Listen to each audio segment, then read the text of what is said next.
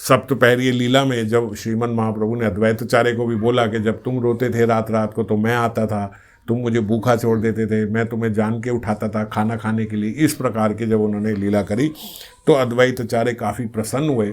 और हम लोगों के लिए जो सप्तपहरीय लीला है उसमें हम लोगों के लिए भी एक ये शिक्षा ग्रहण करने योग्य है कि जैसे श्रीमन महाप्रभु ने सबको बताया कि भाई मैं आपके साथ तब आया था, मैं तब आया था, आप जब रात को निकले थे वो नाव लेके जानी थी, मैं तब आया था आपके यहाँ नाव लेके, और आप जब बीमार थे मैं तब आया था, आपका तो काल आ गया था, मृत्यु आ गई थी, मैंने एक थप्पड़ मार के वो मृत्यु हटा दी।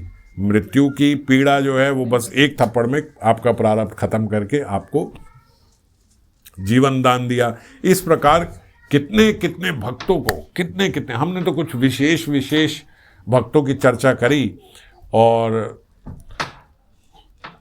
लिखा भी गया ये चैतन्य भागवत में कि भाई वृंदावन दास ठाकुर जी ने बताया कि मैं तो केवल मुख्य चीज़ें लिख रहा हूँ, नहीं तो अगर सारा लिखूंगा तो ग्रंथ बहुत लंबा और बड़ा हो जाएगा, तो इतना बड़ा ग्रंथ ना हो जाए इसलिए मैं केवल मुख्य चीज़ों को केवल लिख रहा हूँ। तो श्रीमन महाप्रभु तो कई लोगों के जीवन में आए और कई लोगों को बताया, मैं तुम्हारे जीवन में तब आया था, मैं तुम्हारे जीवन में तब आया था, जब तुम ये कर रहे थे मैं तब आया था, जब तुम ऐसे थे तो वो कोई नहीं था, वो मैं ही था।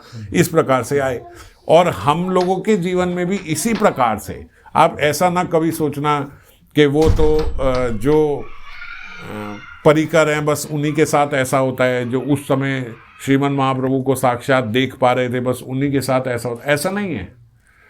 कलयुग में भी कितने सारे भक्त ऐसे रहे हैं जिनके लिए भगवान प्रकट हुए हैं। इसीलिए तो ये बात हमारे आचार्य, हमारे गोस्वामी ये बात बोलते हैं कि भगवान के बहुत मुख्य अवतारों के केवल वर्णन है। ये 10 मुख्य अवतार हैं, ये 22 मुख्य, भगवान के अवतार तो असंख्य हैं और रोज हो रहे हैं। अब नामदेव जी को 55 बार भगवान ने दर्शन दिया, तो वो 55 कोई अवतारों में थोड़े ना गिनती आती है उनकी, पर दर्शन दिया ना, अवतरित तो हुए, यही तो अवतरित है। अवतरण क्या है? भगवान आए, प्रकट हुए, सामने आ गए।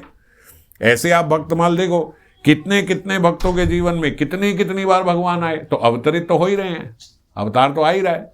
तो भगवान, अब ये इसमें सप्तपहरीय महाप्रकाश लीला में आपने देखा कि भगवान कितने कितने भक्तों के जीवन में आए, तो अब ये अवतारों में गिनती थोड़े ना हो रही है। पर्सनली भगवान विग्रह रूप में अवतरित हुए हैं। हम सबके विग्रह में बाबा ने अवतरित करके दिए साक्षात के भगवान है। तो भगवान के तो असंख्य अवतार हैं, असंख्य अवतार हैं, हो रहे हैं और होते रहेंगे। ऐसे ही केवल उन परिकरों के लिए नहीं, आज भी कलयुग में सबके लिए, हम सब के लिए भी, हम जैसे पतित जीवों के लिए भी भगवान आ जाते हैं। आप श्रद्धा से बुलाओ। अब कहीं भगवान के अवतार का नाम आता है कि भगवान वस्त्र रूप में आ गए, पर आ गए। जब द्रौपदी ने बुलाया तो वस्त्र रूप में, वो भगवान का वस्त्र अवतार है, भगवान अवतरित हो गए। तो ऐसे ही भगवान पता नहीं किस किस स्वरूप में अवतरित होते हैं। पर जो मैंने आपको पहले बताया था कि एक भक्त को इसके प्रति सेंसिटिव होना चाहिए, उसको समझना चाहिए। जो सेंसिटिव होगा वो जान पाएगा कि इस समय ये कार्य कोई नहीं कर सकता था, ये केवल भगवान ही करा के गए। कितने जीवन में कितने कितने कार्य, कितनी कितनी चीजें ऐसी होती हैं। अब जैसे एक बड़ी छोटा सा इंसिडेंट है, मैं हमेशा ये बात याद करता हूँ कि एक बार मैं गाड़ी चला रहा था बहुत तेज, और मतलब मेरा आज से लगभग 21 साल पहले की बात है, जब मैं कॉलेज में था, तो गाड़ी चला रहा था बहुत तेज, और एकदम से एक लेफ्ट टर्न लिया, तो तेजी में तो चला ही रहा था बहुत, तो लेफ्ट टर्न लेते ही देखा कि 2 गायें आगे बैठी है। अब जैसे देखा कि 2 गायें आगे बैठी और इतनी सी जगह बीच में है, तो डर के मारे मेरी आंख ही बंद हो गई कि भाई अब तो गए खत्म, क्योंकि अब गायें हैं, कोई गिलहरी तो है नहीं कि गाड़ी ऊपर से निकल जाएगी, तो गायें भी जाएगी और गाड़ी भी जाएगी और हम भी जाएंगे। तो 2 गायें ऐसे बैठी और जरा सी जगह बीच में, तो एकदम ऐसे आंख बंद हो गई कि गए, और जब आंख खुली तो गाड़ी निकल गई थी और गायें भी ठीक, और मतलब ऐसा लगा कि बीच में से निकल गई। तो ऐसे उस समय लगा कि यार बीच में होगी फिर इतनी जगह, शायद होगी, लेकिन बाद में आके ऐसे लगा कि बोल रहे हैं होगी, लेकिन थी तो नहीं इतनी जगह, नहीं तो प्रयास होता ही। तो अब कितना छोटा सा इंसिडेंस है, कितना छोटा सा, और तब तो इतना कोई अभी भी नहीं है, लेकिन तब तो बिल्कुल ही नाम मात्र का भी भजन नहीं था, जो अब नाम मात्र से भी थोड़ा बहुत चल रहा है। तो कैसे बचे, कैसे करे, कुछ कह नहीं सकते। तो ऐसे लगता है कि भगवान ने विशेष कृपा करी, विशेष कृपा करी, नहीं तो गौ हत्या भी होती और हम भी जाते। तो पता नहीं कैसे वो हुआ कि एकदम आंख बंद हो गई और बच गए। और ये मैं बता इसलिए रहा हूँ, इसलिए नहीं कि कोई अपनी बात बता रहा हूँ, बता इसलिए रहा हूँ कि अब आप रिलेट कर पाओगे कि ऐसे कितने इंसिडेंट्स आप सबके साथ भी हुए होंगे, कितने इंसिडेंट। ये अनुभवानंद दादा ने एक बार ही बताया था कि वो मांझा अटक गया था, कंठी थी, वो एकदम गले में मांझा लिपट गया और कंठी थी, तो बस कंठी टूटी और वहीं रुक गए, वो मांझा हट गया, नहीं तो वो गर्दन। तो इस प्रकार से अनेकों अनेक भक्तों की कई, अब सबकी बताऊंगा तो आज यही सारा हो जाएगा। तो कितने भक्तों की तो पता ही है, तो कितनी बार भगवान आए।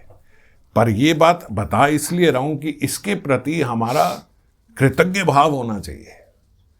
जैसे हम गदगद हो गए महाप्रकाश लीला सुन के कि इसके लिए भगवान प्रकट हुए, इसके लिए भगवान प्रकट, आंखों में अश्रु आ जाते कि इसके लिए भगवान साक्षात प्रकट हो गए, ऐसे ही भगवान मेरे और आपके लिए भी तो प्रकट हुए हैं।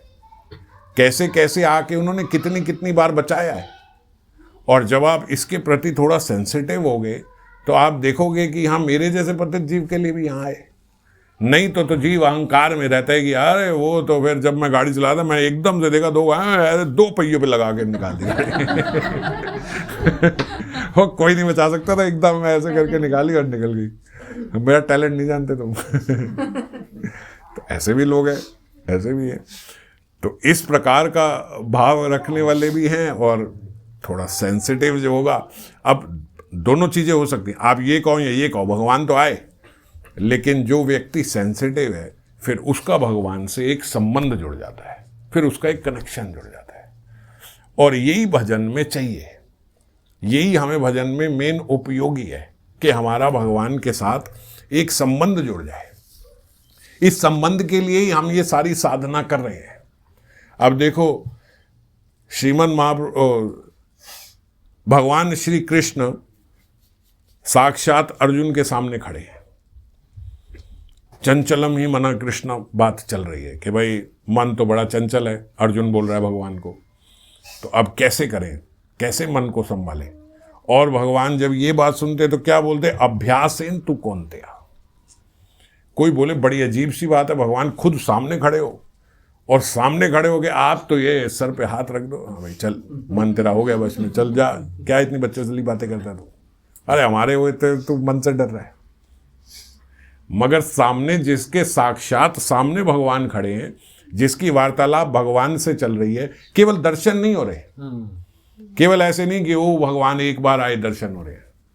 अर्जुन ने भगवत गीता में बोला है कि भगवान आपके साथ तो मैं एक तकिए पे सोया, आपकी गोदी पे सिर रखा, कई बार तो आपकी गोदी में अपने पैर रख दिए और आपके साथ न जाने किस किस प्रकार का मैंने भाव किया। जब भगवान ने अपना स्वरूप दिखाया, विराट स्वरूप, तब अर्जुन ने बोला भाई ये तो मैं तो आपको अपना मित्र समझता रहा। तो ऐसे भगवान श्री कृष्ण जो अर्जुन के साथ मित्रवत रहे, भगवत गीता से पहले भी रहे, भगवत गीता के बाद भी रहे, और मित्रवत छोड़ो दास बन के उनका रथ हाँक रहे हैं, ऐसे भी रहे। भगवान कृष्ण उनका रथ हाँक रहे हैं। और रथ हाँकना कोई ऐसे प्रीमियर जॉब नहीं है कि जैसे आज आप कहो कि चल भाई वो अपनी BMW लाया था मैंने चला ली शौक में, भाई गाड़ी भी बड़ी है मैंने चला ली, वो नहीं, रथ चला रहे हैं। और रथ चलाने वाले को तो बोलते कई प्रकार से, जैसे एक छोटी सी बात लो तो बोलते जब रथ चला रहे होते थे तो जो रथी है, जिसका रथ है वो खड़ा हुआ है, और जो सारथी है जो रथ चला रहा है, वो जो ड्राइवर है, अब उसको वो कैसे संकेत करे कि भाई अपना रथ लेफ्ट को मोड़, राइट को मोड़, क्योंकि वो तो युद्ध में लगा हुआ है, उसकी नज़र तो इधर उधर सब जगह है कि भाई अब ड्राइवर को कोई फिक्स GPS तो है नहीं कि हाँ भाई दे दिया तो इधर उधर घूमता जाए, तो कैसे बताएगा। तो बोलते जो खड़ा होता है रथी, वो अपने पैर से उसको बोलता है कि भाई इधर चल, इधर चल। अगर दायां पैर मारेगा तो मतलब इधर चल, अगर बायां पैर इधर से करेगा तो मतलब इधर चल। ऐसे संकेत होते थे पैर से। तो अर्जुन जो है वो कृष्ण को बोलते ऐसे पैर से संकेत करते थे भाई इधर चलना, अभी इधर चल, क्योंकि यही है विधि, यही है बात। ये नहीं कि अर्जुन कृष्ण को पैर मार रहे हैं, बात ये विधि यही है। सारथी के साथ, सारथी को ऐसे ही बचाया जाता है, तो अब ये तो एक बात बता रहा हूं, तो देखो आप सोचो, अब ऐसे जो जिनका ऐसा संबंध अर्जुन के साथ है, वो भी अर्जुन को सामने खड़े होकर बोल रहे हैं अभ्यासेन तु कौन्तेय। भाई देखो, ये अभ्यास करना पड़ेगा। यहां ये कोई जादू की पिटारी नहीं है कि भाई मन वश में आ जाए आ जाए। और जब अर्जुन को बोला जा रहा है कि अभ्यास करना पड़ेगा, तो आप और मैं सोचे कि नहीं भाई, हमारा काम तो गुरु जी से दीक्षा लेते ही हो गया था, हमारा तो कल्याण तभी हो गया था। ऐसी बात नहीं है। आपको पथ दिया है, दिखाया है, कृपा भी करी है। जैसे दाम बंधन लीला में बोला जाता है ना कि मैया कृष्ण को बांधने लगी तो 2 उंगल छोटी रह जाती थी रज्जू, रस्सी 2 उंगल छोटी। वो 2 उंगल क्या है? वो बोलते वो 2 उंगल है, एक आपका अभ्यास और दूसरा भगवान की कृपा। ये 2 उंगल भगवान बंध जाते हैं सरलता से, कोई भी भक्त बांध ले, पर 2 चीजें रह जाती हैं। अब इतनी बड़ी बड़ी रस्सी मैया लेके आई यशोदा मैया, और बड़ी और बड़ी और बड़ी, बोलते जितनी गोपियां थी सबरी की चोटियां खुलवा दी और सबके रिब्बन ले लिए वो लेके, और इतनी बड़ी रस्सी बांध के और फिर बांधने लगी, फिर 2 उंगल छोटी। वो 2 क्या है? एक आपका अभ्यास और दूसरा भगवान की कृपा। जब ये मिल जाएं दोनों, तो बस फिर वो 2 उंगल भी पूरी हो जाती है। और फिर आखिरी में भगवान कृष्ण किससे बंधे? वो पहली वाली रस्सी से, जो छोटी सी थी, सबसे छोटी, जो मैया ने बस अपने बालों से निकाल के बांधने की कोशिश की, फिर उससे बंध गए। तो बंध जाएंगे जब उन्होंने देखा भाई अभ्यास तो बहुत करा है मैया ने, हार नहीं मानी इन्होंने, सबरे ब्रज की मैया बुला ली, सबकी चोटियां खुलवा दी मेरे को बांधने के लिए, हार नहीं मानी। तो जब देखा उन्होंने कि भाई इनका तो पूरा अभ्यास है, तो फिर अपनी कृपा भी कर दी, लो बांध लो। समझ गए? तो दोनों लीलाओं से क्या पता लगा? और यहां तो स्पष्ट बोल रहे हैं भगवान अभ्यासेन तु कौन्तेय, अभ्यास करना पड़ेगा आपको। आपके साथ भगवान ने आके लीला खेली, आपके साथ भगवान कई बार आके प्रकट हुए, आपको कई बार कई चीजों से निकाला, वो बात सारी ठीक है, लेकिन तब भी अभ्यास करना पड़ेगा। वो बात याद करके ये मजा आ रहा है, भगवान मेरे लिए भी आए हैं भाई, हमारे को क्या, हमारा काम तो भगवान करेंगे। ऐसे भी संत हैं जिन्होंने बोला कि अब मैं नाम नहीं लेता, अब मेरा नाम मेरे लिए तो मेरे ठाकुर लेते हैं। लेकिन वो स्थिति अलग है।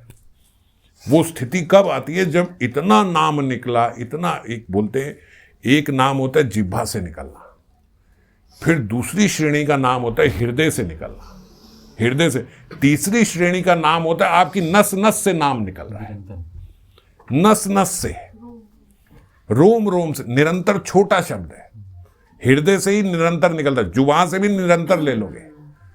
पर ऐसा नाम कि अगर आप, अब देखो ना, वो उपले बना रही है जनाबाई, उपले में से हरि नाम निकल रहा है। अब बताओ निरंतर वर्ड छोटा रह गया कि नहीं रह गया? निरंतर क्या है? आपने उपले को हाथ लगाया, उपला हरि नाम बोल रहा है। आज भी बोलते कई संतों की नवद्वीप में ऐसी कुटिया है, जिस कुटिया में कान लगाओ तो उस कुटिया से हरि नाम आता है। जिस कुटिया में वो बैठ के भजन करते थे, वहां की ईंटों से आज तक हरि नाम निकलता है। निरंतर तो बहुत छोटा शब्द है। तो जब इस प्रकार का नाम हो जाए, तब वो स्थिति आती है कि वो बोलते हैं कि मैं नहीं, मेरा नाम, मेरी तरफ से नाम तो मेरे ठाकुर लेते हैं। क्योंकि अब रुकता ही कहीं नहीं, तो जगह जगह पे चल रहा है नाम, रोम रोम से चल रहा है। हम लोग सोचें कि भाई हम गुरुजन के समीप समीप रह लें, हम आगे आगे हो जाएं, हम ये हम कर दें, ये हम कर दें, ये हमसे हो जाए, सामने सामने आके हम प्रणाम कर दें, भैया पीछे से किसी प्रकार से आए, नहीं झूठा निकाल दे दो मेरे को, दे दो, ये कर दो, वो कर दो। ये 10, 50, 100 साल करते रहो तो तब भी उससे कोई विशेष लाभ तब तक नहीं होगा जब तक उन्होंने जो कहा है वो नहीं मानेंगे। ये विशेष संग नहीं है, ये दौड़ लगा लगा के आगे आ जाना, सब कर देना, सेवा कर देना, उनके हाथ में पानी मेरे द्वारा ही पकड़ाया जाए, मैं उनकी शाल ले आऊं, मैं ये कर दूं, मैं वो कर दूं। ये अच्छी बात है, पर ये करके बात ना मानी तो फिर ये कोई बात नहीं है, फिर इससे कोई विशेष लाभ नहीं होता। कोई संत महात्मा ये नहीं देखते कि भाई इसने मेरे को प्रणाम किया कि नहीं किया, मैं आया तो ये खड़ा रहा, या ये झुका तो ये कितना झुका, कितनी देर के लिए झुका, कौन सा मंत्र पड़ा होगा इससे, कोई नहीं देखता है। कोई देखता है? ये सब किसी को नहीं देखना। कहीं भी रहो, अगर आप उनकी बात मानते हो तो बस आपकी बात बन गई समझो। और हमारे तो गुरुजी ने ये साक्षात ये बात कितनी बार बोली है। मैंने पूछा कि बाबा हम किस प्रकार आपकी सेवा करें, तो जब पूछ रहा था तो उस समय चरण दबा रहा था, तो चरण दबाते दबाते मैंने बोला कि बाबा आपकी सेवा कैसे करें। बाबा बोले सेवा तो कर रहे हो रही है। मैंने कहा बाबा ये तो सेवा महीने 2 महीने में एक बार अवसर मिलते। बाबा बोलते असल में जो सेवा है वो तो सब मैंने प्रेम भक्ति चंद्रिका इत्यादि उसमें लिख दिया, अब उसको अपनाना यही गुरु की सेवा है, वो गुरु की विशेष सेवा। ये तो फिर अगर आप ऐसे बोलो सेवा करनी में बोले कर ली भाई, तूने हाथ पैर दबा दिए, ठीक है हो गया, हाथ पानी लेके आया तो हो गई तेरी सेवा, हो गई। करुणामय मानते हैं वो भी, वो इसको सेवा मानते हैं, ऐसा नहीं मजाक उड़ा रहे हैं, सेवा मानते हैं। हाँ ठीक है आप लेके आए, हमने कर दी सेवा। आप उन्हें ये नहीं, विशेष सेवा तो फिर ये है कि बात मानो, फिर आगे आने की जरूरत नहीं है, फिर बस बात मानो। और बात मान ली तो फिर पीछे भी खड़े होगे तो उस पर नजर चली जाएगी कि ये है। अब राजेंद्र प्रसाद जी अपनी एक कथा में बता रहे थे, बोले कि एक बड़े संत आए थे, तब दास 5 साल के थे तो वो बोलते 5 साल के, लेकिन हमारे घर में वो पढ़ा करते थे वो जगन्नाथ जी का जो हम भी पढ़ते हैं, श्रित कमला, गीत गोविंद का जो वो गीत है श्रित कमला कुछ मंडलम, तो वो बोलते हैं शुरू से ही अभ्यास हो गया। अब 5 साल के हम देखते हैं ये सब निमित्त वगैरह, जब मान लो आप बचपन से ही एक चीज़ कर रहे हो, तो जैसे इन्हें अब महामंत्र रट गया, तो अब बचपन से ही बोलते हैं हमारे घर में नियम था कि वो शाम को पढ़ा जाता था, तो कंठस्थ था। तो जब बोलते वहाँ गए तो वहाँ उन्होंने श्रित कमला गाया, जब श्रित कमला गाया तो मैं भी साथ साथ गाया। अब इतने हजारों लोगों की भीड़ में एक पीछे बच्चा गा रहा है तो क्या पता लगेगा, तो बोले गुरु जी की नज़र उस पर चली गई कि 5 साल का बच्चा ये सास है, इसको आगे बुलाओ।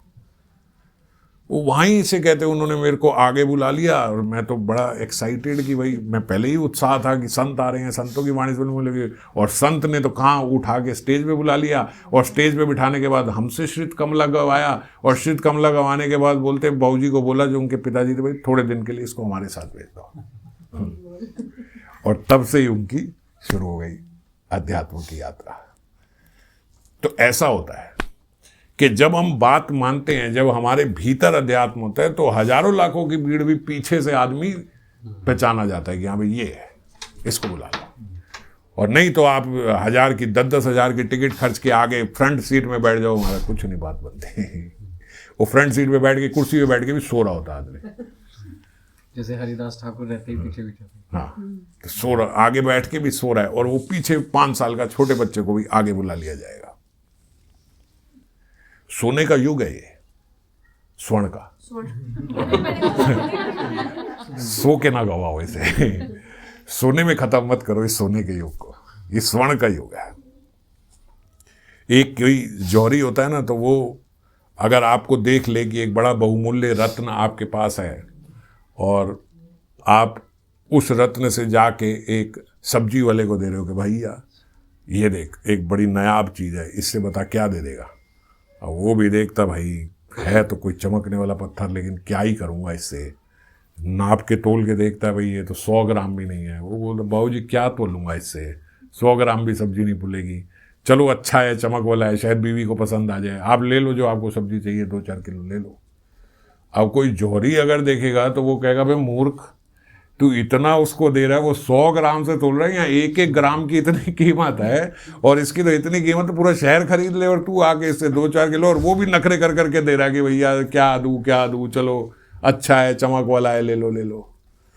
तो वो रोएगा चिल्लाएगा कि नहीं कि भाई मत कर ऐसा, क्या कर रहा है तू, ये क्या कर रहा है, बेवकूफ़ हो गया है, तो ये इससे 2-4 किलो की सब्जी लेने आया है। तो इसी प्रकार से जब हम लोगों को संत महात्मा देखते हैं, तो इसी विकलता से वो हम लोगों से ये बात बोलते हैं, अबे क्या कर रहे हो, ये इतनी कीमती सांसें, ये इतना महत्वपूर्ण मनुष्य जीवन, और किस में बर्बाद कर रहे हो, ये ले लूँ, वो ले लूँ, ये खरीद लूँ, वो खरीद लूँ, यहाँ मुनाफा कर लूँ, यहाँ ये कर लूँ, अगर वो इसलिए आए हो क्या?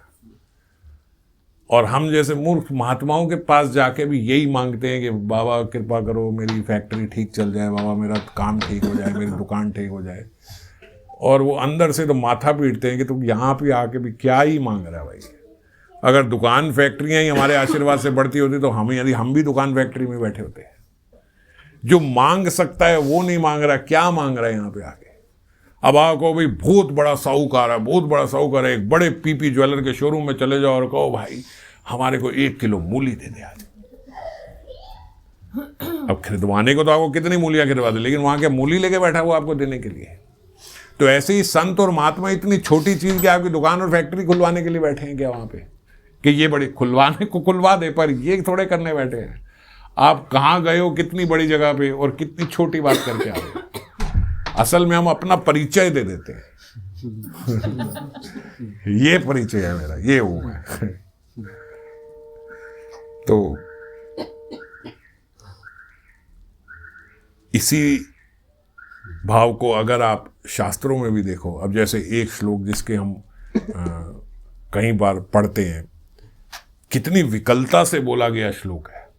हरि नाम हरि नाम हरि नाम एव केवलम, कलयुग नास्तेव नास्तेव नास्तेव गतिरन्यथा। ये पढ़ने में तो ऐसे पढ़ा जाता है, पर थोड़ी सी बुद्धि लगाओ इसमें कि भाई हरि नाम हरि नाम हरि नाम, भाई इतनी बार क्यों बोला जा रहा है भाई। कलयुग नास्तेव नास्तेव नास्तेव, कि कोई गूंगा बहरा बैठा क्या सामने। हरि नाम एव केवलम कलयुग नास्तेव एव गतिरन्यथा, हो गई ना बात। ऐसे ही सारे श्लोक बोले जाते हैं, हरि नाम हरि नाम हरि नाम। ये विकलता से बोला गया श्लोक है, ये जीव की विकलता से निकलता है। जब विकलता होती तो बार भाई ये कर कर कर, बता रहा हूं ये कर, और किसी से बात नहीं बनेगी, नहीं बनेगी नहीं बनेगी नहीं बनेगी। ये विकलता से बोली गई बात है। और विकलता उनके हृदय में इसीलिए आती है क्योंकि वो देखते हैं क्यों वेस्ट कर रहा है अपना जीवन। तू नहीं देख पा रहा है, मैं देख पा रहा हूं कि तूने कितने कितने कितने असंख्य तूने योनियां ली हैं, असंख्य बार पशु बना है, और कितनी कितनी प्रार्थना करने के बाद, रोने गिड़गिड़ाने के बाद भगवान ने ये सुंदर मनुष्य जन्म दिया, ऐसा भजन दिया, ये समझने की क्षमता दी, और फिर यहां पे आके तो यही सब बातें कर रहे। इस विकलता से ये श्लोक बोले गए, इतना स्ट्रेस देके इसीलिए बोला गया। नहीं तो क्या जरूरत है इतना स्ट्रेस देने की भाई, एक बार वो भी बोल देते एक ही बारी में। पर क्योंकि विकलता है हृदय में। तुलसीदास जी को देखो, अगर आप रामायण की चौपाइयां पढ़ोगे तो कई बार बोल रहे, अरे मैं सच बोल रहा हूं, सत्य बोलता हूं, सत्यम बोलेंगे, कि कितनी बार हमारे शास्त्रों में भी आता है। सच बोल रहे हैं, ऐसा करो, सच बोल रहे हैं, मेरी मानो, सत्य बोल रहे हैं। ये क्यों बोल रहे हैं मेरी मानो, सत्य बोल रहे हो, सत्य, कोई पैसे थोड़े ना मिलने उन्हें।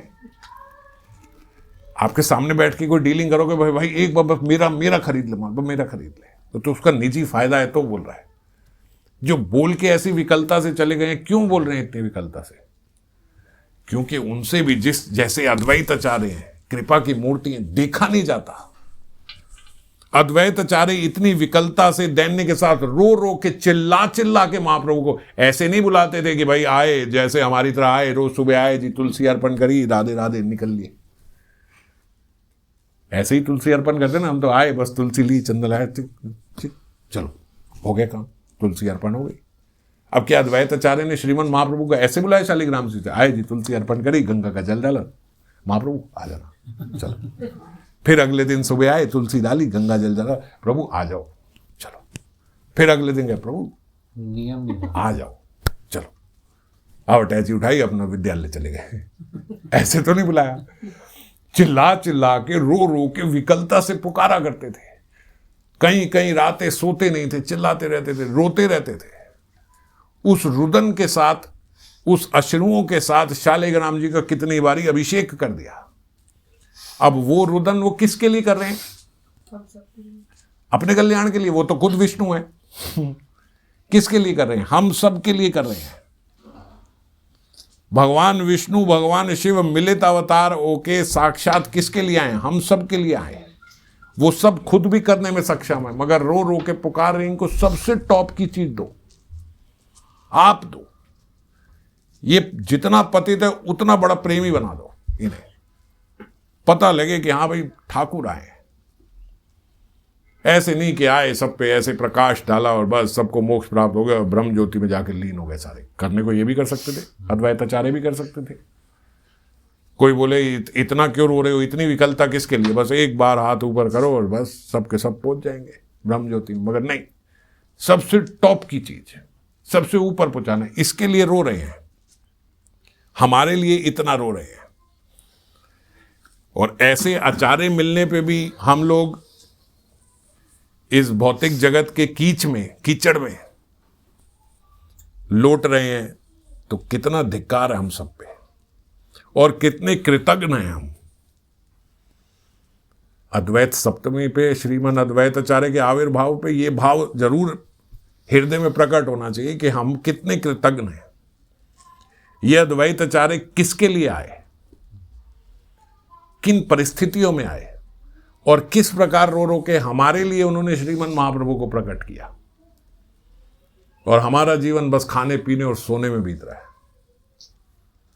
और ये बात सिर्फ ऐसे कि बस शनिवार को एक दिन कथा होती है बस, और ज़्यादा से ज़्यादा अगर किसी को बात समझ में आती है, याद रहती है, तो बोल हाँ ये आपने सैटरडे को कथा में बताया था, बस यहीं तक बात रह जाती है। ये बात सिर्फ कथा वाली नहीं है, कथा तो ले ही नहीं रहा मैं आज, ये तो किताब तो बंद पड़ी है, कथा तो हो ही नहीं रही, ये तो हृदय की बात ही चल रही है। ये बात कथा की नहीं, ये बस हाँ ऐसे बोला था। वाक्य में ये बात समझनी चाहिए कि साधना से भगवत प्राप्ति नहीं होती। ये सिर्फ ये करने से कितनी भी साधना कर लो, आपको साधना से भगवत प्राप्ति होती, साधना से भगवत प्राप्ति नहीं होती। साधना से भगवत प्राप्ति का पात्र बना जाता है, पात्रता तैयार होती है साधना से। पहले पात्रता तो होनी चाहिए कि भगवत प्राप्ति हो जाए, तो वो पात्रता कैसे बनेगी, उसके लिए साधना है, उसके लिए ये खाने पीने की विधि है, उसके लिए ये उपवास है, उस पात्रता को ग्रहण करने, उस पात्रता को बनने के लिए। समझ गए? भगवत प्राप्ति के लिए नहीं। आप जी अजी हरि बोल 100 से ऊपर एकादशी रखी है, आप कहते हो एक एकादशी रखो तो कल्याण हो जाता है, हमने तो आजीवन एकादशी रखी है। ये बात लेके जाओगे तो कुछ नहीं मिलेगा, क्योंकि साधना के बल पे कुछ नहीं मिलता, साधना के बल पे नहीं मिलता कुछ। आपको मैंने इतना रखा है, मैंने ये उपवास रखा है, उससे कोई फर्क नहीं पड़ता। अभी तो पात्रता तैयार हो रही है, असल में तो भगवान के साथ संबंध जोड़ना होगा, निजी संबंध भगवान के साथ जोड़ना होगा। भगवत प्राप्ति दैन्यता से, संबंध से होगी कि हमारा भगवान के साथ एक संबंध बना। अब सब अपने अपने निजी हृदय में झांक लो कि हमारा भगवान के साथ संबंध कितना है। कितनी बार कितनी क्रियाओं में हमें याद आते हैं, भाई ये कर रहे हैं, ये देख रहे हैं गिरिराज जी, ये करना चाहिए कि नहीं करना चाहिए। आज ये किया है, उन्हें अच्छा नहीं लगेगा, आज ये किया है शायद उनको अच्छा लगे, उनको समर्पित, उनके लिए, आज आपके लिए, आपके लिए। ये कितनी बार आता है दिन में। श्रेष्ठता तब होगी जब दिन में हमारा दिन भर यही मन में चले और पूरा जीवन यही रहे कि उनके लिए। ये संबंध है, जब ये संबंध जुड़ जाएगा तब भगवत प्राप्ति होगी। अब देखो, आप आज यहाँ सब कथा के लिए आए, अब आप वापस चले गए, आपको लगा ओ मेरा आंटी माता जी आपका चश्मा यहाँ ही रह जाए, आपका डॉक्टर वहाँ रह गया जयपुर में, आपका तुरंत फोन आया नहीं। वैसे तो आप हमें नहीं करते फोन, डॉक्टर के लिए आपका फोन आ गया कि नहीं आ गया। हम भी हैरान भाई, आंटी माता जी फोन कर रही है, बड़ी बात हो गई हमारे लिए। फोन आया कि नहीं, और डॉक्टर लेके आना है। वो बच्चे कह रहे भाई बड़ा बढ़िया डॉक्टर था, चश्मा रह जाए कहीं, उससे पहले फोन आ जाएगा, खुद भी आ जाओगे, ये मेरा चश्मा रह गया, आना पड़ेगा। तो कोई चीज़ यहाँ रह जाए, आना पड़ेगा। और आपने इस जगत में अपना सारा मन यहीं डाल दिया, सारे संबंध यहीं डाल दिए, सब कुछ यहीं जोड़ दिया, तो क्या यहाँ से निकल जाओगे? आना पड़ेगा। आना पड़ेगा कि नहीं आना पड़ेगा? एक अडॉप्टर के लिए वापस खींचे चले आते हो, तो जो संबंध मान लिया यहाँ पे, ये मेरा बेटा, ये मेरी बहू, ये मेरा चुन्नू मुन्नू बच्चू, ये मेरा ये मेरा वो, ये ऐसे, ये मेरा घर, ये मेरा ऐसा, ये मेरा वैसा, और सारा हृदय पूरा यहीं पे डाला हुआ इस जगत में, तो बच जाओगे? निकल जाओगे? नहीं निकल पाओगे। आप भले सोचते रहो नहीं मैं निकल जाऊंगा, नहीं मेरा कुछ नहीं। अरे एक डॉक्टर आपको यहाँ ले आता है, एक चश्मा आपको यहाँ ले आता है, तो जब पुत्र यहाँ रह जाएगा, जब पति यहाँ रह जाएगा, जब घर यहाँ रह जाएगा, जब पूरी संपत्ति यहाँ रह जाएगी, तो कहाँ निकलोगे? आओगे वापस यहीं पे। सीधा सा लॉजिक है। किसी भ्रांति में मत रहना कि भाई हम निकल जाएंगे, हमारी कोई किसी से अटैचमेंट नहीं है इस मामले में। इस मामले में पक्के हैं भाई, भगवतान जाना हम जाएंगे। और आज सब बैठेंगे अभी सबके साथ। एक बार झूठे से ही कह दिया ना अगर ठाकुर जी को या किशोरी जी को कि हे ठाकुर जी, किशोरी जी या हे गौर निताई जी, जिनसे संबंध की तार जुड़ती हो, मैं आपका हूं। यह बात पक्की है कि आपका हूं और आपने लेके जाना है। झूठे से भी बोलते, संत महात्मा बोलते बड़े सावधानी से ये लाइन बोलना, बहुत डरना ये बात बोलते हुए। मजाक नहीं समझना इस बात को कि हाँ भाई ठाकुर जी मैं आपका हूं और आपने लेके जाना मुझे।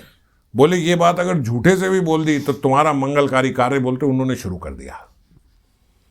एक तो नॉर्मल मंगल पूरे जगत का कर रहे हैं, मगर जब आपने ये बोल दिया कि मैं आपका हूं, वो फंस गए आप। बोले आपकी गाड़ी बिगड़ गई बस वहां पे। अब फंस गए, अब नहीं, अब काम खत्म आपका। अब बोलते इस जगत में वो उनका कार्य है आपकी सारी आसक्तियां छुड़वा के रहे। उन्होंने कहा तूने कह दिया था कि भाई मैंने कार्य करना है, एक बार बोल दिया मैंने कार्य करना, अब मैं ही करूंगा, अब लेके जाऊंगा तुझे। अगर एक बारी झूठे से भी बोल दिया, मेरे से बुलवा दो 4 बार। भगवान ने आपको दोबारा बुलवाया कि मैं आपका हूं और आपने मेरे को लेके जाना है। तो बोले ठाकुर जी आप मानो ना मानो उनके साथ संबंध, वो आपके साथ मान लेते हैं भाई, हो गया, जुड़ गया, तार जुड़ गया अब हमारा, अब मैं लेके जाऊंगा। अब अच्छी बात यह है कि वो लेके जाएंगे, और आपके लिए अभी खराब बात यह है कि आपका हृदय सारा इस जगत में लगा है और वो इस जगत को छुड़वा के रहेंगे। तो जहां आपका हृदय चिपका हुआ है, जब वो चीज छूटेगी, जब च्युइंगम चिपक जाए वाल में, तो जब छुड़ाई जाती है, अच्छी बात यह है कि छुड़वा देंगे, आप भी यही चाहते हो। बुरी बात यह है कि पीड़ा बहुत होगी क्योंकि चिपकी हुई है। तो छुड़वाएंगे, तो उनकी मंगलकारी लीला ही है। अब जो भी होगा ये बोलने के बाद कि भाई ये जा रहा है, वो जा रहा है, ये यहाँ कुछ चला गया या वहाँ कुछ मिल गया, फायदा भी हो सकता है, नुकसान भी हो सकता है, कुछ भी हो सकता है। जो भी हो रहा है वो मंगलकारी लीला ही है। अब लेके जाएंगे। झूठा कहे साचा होए, ठाकुर जी का ये नियम है। वहां झूठी बात भी कर दो, वहां सच्ची हो जाएगी, क्योंकि वो सच्चिदानंद है। वहां झूठे पे बात बनेगी नहीं, वहां हमने झूठे झूठे से बोल दिया, बात बन गई। इसीलिए तो गुरुजी पे हमारा समर्पण अभी इतना होता नहीं, लेकिन गुरुजी उसको सत्य मान के कृपा करके पूरी दे देते हैं, भाई आ जाओ, क्योंकि साक्षात भगवत स्वरूप है। और भगवान को भी झूठा बोल दिया, बात बन गई। रैदास जी मोची थे, तो हालांकि बड़ी लंबी कथा है अभी उनकी, तो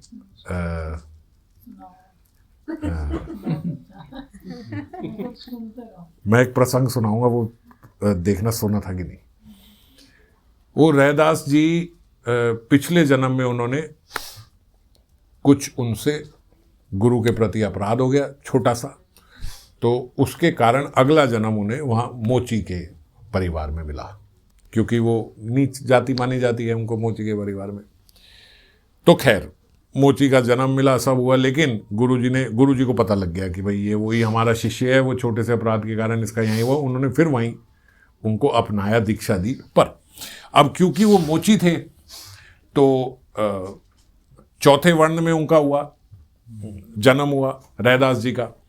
और मोची का मतलब जो चमड़े के जूते वगैरह उस समय बनाया करते थे, सब करते थे। तो कोई कहीं से उन्हें शालिग्राम जी प्राप्त हो गए। और शालिग्राम जी भी कैसे प्राप्त हो गए कि बोले एक ब्राह्मण के यहाँ कुछ चोरों ने चोरी कर ली और चोरी करने के बाद उनसे आके अपने जूते बनवाए। अब जूते बनवाने वक्त बोलते जब पैसे देने की बारी आई, वो तो पहले ही चोर गुंडे थे, उन्होंने कहा भाई जो चोरी का माल आया उसमें सबसे वेस्ट चीज़ ये पत्थर ही है। तो उसको बोला कि भाई देख हमारे पास पैसे पूछे तो है नहीं देने को, ये पत्थर है, देख अगर ये तेरे काम आ जाए तो। अब जूते तो वो बना चुके थे रैदास जी, उन्होंने कहा हाँ भाई चलो दे दो, ये पत्थर वैसे तो सही है जो चमड़ा वमड़ा घिसने में और उसमें काम आता है। तो बोलते पैर से वो शालिग्राम जी को पकड़ के और चमड़ा उस पर घिसा करते और वो सब करते शालिग्राम जी को। सुना था ये? नहीं सुना था?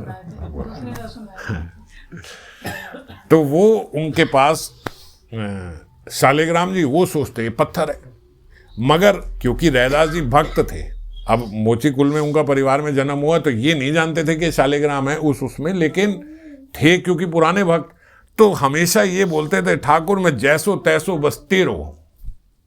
हर थोड़ी सी देर में उनका भाव यही था, काम करते रहते। अच्छा उनके मन में बड़ी श्रद्धा भी थी, तो संतों के जूते बनाने के लिए पैसे नहीं लेते थे। जो संत महात्मा है उनको बोलते आपसे पैसे नहीं, संतों के जूते फ्री में बनाऊंगा। और जो बाकी लोग थे उनसे पैसा लेके अपना घर परिवार चलाते थे। और हर थोड़ी देर बाद जैसे मन का भाव प्रकट होता है ना, तो हर थोड़ी देर बाद बोलते ठाकुर में जैसो तैसो बसते रहो। फिर थोड़ी देर बाद ठाकुर में जैसो तैसो बसते रहो। एक बार क्योंकि संत महात्मा वहाँ आया करते थे, पता लगा भाई ये मोची अच्छा है तो फ्री में काम करता है, संतों की रिस्पेक्ट करता है, तो संत महात्मा भी वहाँ आते आशीर्वाद देते। एक बार संत महात्मा ने देखा शालिग्राम जी को पैर में रख के और चमड़ा के, लल्लू पागल है तू, इतना सुंदर तेरा भाव है, तू संतों की फ्री में सेवा करता और यहाँ शालिग्राम जी को रगड़ रहा है अपने पैरों में, तेरे को पता ही भगवान है। ओ रैदास जी ने कहा मुझे पता नहीं, वो तो कोई लोग आए थे अपना, कुछ और था नहीं उनके पास, वो भी ऐसे दे गए। तो ने कहा पता नहीं कौन आके दे के गए हैं और कौन मूर्ख तू जो ऐसे रख के उसको चमड़े में ऐसे कर रहा है। अरे इससे तो अपराध हो गया। अब बोले आप, वो उन्होंने कहा तू मेरे को दे देंगे, हमारे घर तो है ही शालिग्राम, हम और रख के इनकी सेवा करेंगे, अभिषेक करेंगे, सब करेंगे, तू दे दिया भाई महाराज आप ले जाइए। वो लेके चले गए। अब उन्होंने जाके अच्छे से दूध घी से पहले मालिश करी, भैया चमड़ा रगड़ा जा रहा है इन पे, पैरों पे कर रही है, अच्छे से बड़े अच्छे से दूध के साथ घी के साथ मक्खन के साथ अभिषेक करके सब कुछ करके उनको 56 भोग लगाया। और अगले दिन फिर अच्छे से भोग, फिर अच्छे, थोड़ी ज़्यादा पैम्परिंग कर रहे कि भाई ठाकुर जी कहाँ धूप में मोची के मारे। चौथे दिन बोलते ठाकुर जी की आवाज़ उसमें से आई शालिग्राम जी से। संत महात्मा प्रसन्न हुए, आवाज़ लेके बुलाया उनका। संत महात्मा प्रसन्न के यार हृदय में आया ना कि भाई वो मोची के पास थे और मैं लाके इतनी सेवा करी, ठाकुर जी खुश हुए होंगे। ठाकुर जी ने बोला सुनो भैया मुख जो भी थे, हमें वापस वो मोची के पास छोड़ो। महाराज वो आपको पैरों में रगड़ रही है, चमड़े कर रहा है, यह कर रहा है, और हम तो आपको लाके अभिषेक कराए छप्पन का। बोले तू जैसो था वो बढ़िया था, तू वहीं छोड़ा। भाई ये तो बताओ वो क्या करता था जो मैं नहीं कर रहा हूं? मैं आपकी इतने प्यार से सेवा कर रहा हूँ, सब कुछ कर रहा हूँ, आप कह रहे हो वहां दे रहे हो। बोले पता नहीं क्यों वो रगड़ता था, पैरों में लगाता था, सब करता था, तू अभिषेक कर रहा है, सब कुछ कर रहा है, लेकिन जो वो प्रार्थना करता था ना ठाकुर मैं जैसो तैसो तेरा हूँ, वो आनंद आ जाता था। वो आनंद तेरे यहाँ नहीं है, ये औपचारिकताएं हैं जो ये कर रहे हो वो कर रहे हो, उससे वो आनंद नहीं आता जो उसकी प्रार्थना सुनने में आता था। तो मुझे वहीं छोड़ो।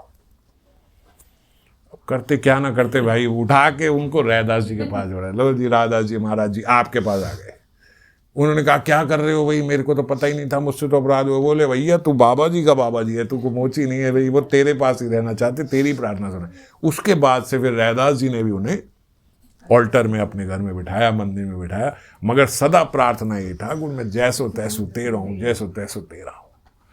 तो अब तो चरित्र तो लंबा है, आपने भी सुना होगा, लेकिन मेरा यहाँ पे कहने का इनका चरित्र ये तात्पर्य था कि देखो ये भगवान के साथ संबंध का महत्व है। चाहे पैरों में रख रहा है, चाहे चमड़ा घिस रहा है उनके साथ, लेकिन फिर भी ठाकुर जी उनको छोड़ के उनके पास आ रहे। बोले क्योंकि जो उसके हृदय से प्रार्थना निकलती थी मैं जैसो तैसो तेरा हूँ, वो सुनने का आनंद आता है। वो जो संबंध उसने मेरे साथ जोड़ रखा है, ऐसे मेरे जो भक्त हैं उनके साथ रहने का आनंद आता है। चाहे घीस लो पैरों में रख के, तो भी ठाकुर वहां रहना चाहते हैं जिनका संबंध है। और संबंध नहीं है तो फिर महाराज चाहे महलों में बना के रखो, चाहे कैसे भी रखो, चाहे शनील में रखो, चाहे रोज आरती करो, लेकिन खुशबू दो, सब कुछ दो, लेकिन संबंध के बिना बात नहीं बनेगी। बात ये समझना, साधना से बात नहीं बनती, साधना के साथ संबंध से बात बनती है। साधना करी, साधना किस बात की करी कि मेरा संबंध बन जाए, और वो संबंध जब बन गया तब बात बन जाएगी। तो जो विकलताएं संत महात्माओं की हैं, जो हमारे लिए प्रार्थनाएं उनकी हैं, जिसके लिए श्रीमन महाप्रभु आए हैं, उन श्रीमन अद्वैताचार्य को नमन करते हुए इस भाव को अपने हृदय में धारण करें कि भगवान के साथ हमारा शुद्ध संबंध बने, और इसी के लिए हम अभ्यासेन तु कौन्तेय, इसी के लिए हमारा प्रयत्न हो, प्रयत्नशील रहें उनके साथ संबंध बनाने में। जय राधे।